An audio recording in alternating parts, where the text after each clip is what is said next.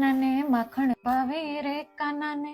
આટલી સજી ધજીને ક્યાં ઉપડી સવારી? ક્રિસમસ પાર્ટીમાં મમ્મી. અરે વાહ, મજા આવતી હશે ને એ પાર્ટીમાં તો. હાસ તો ઓલું શું કે મોટું ક્રિસમસ ટ્રી હોય ને અહીંયા, એની જોડે ફોટાય મસ્ત આવે નહીં?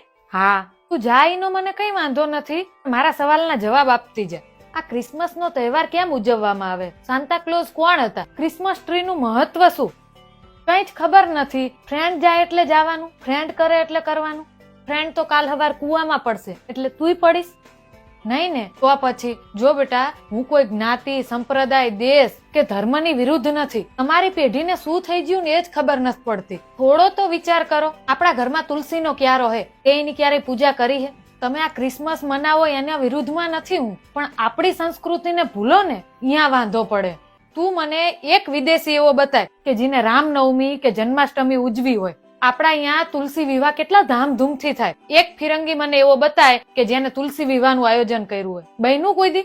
ના, નહીં ને? તો પછી આપણે જ શું કામ? જો એક વાત યાદ રાખ, બીજાની સંસ્કૃતિ, ધર્મ, પરંપરા બધી વસ્તુને આદર ચોક્કસ આપવાનો હોય, એને અપનાઈ ના લેવાની હોય. જો લક્ષ્મીબાઈ બનવું હોય ને તો આ બધા ચોંચલામાંથી બહાર આવવું પડે.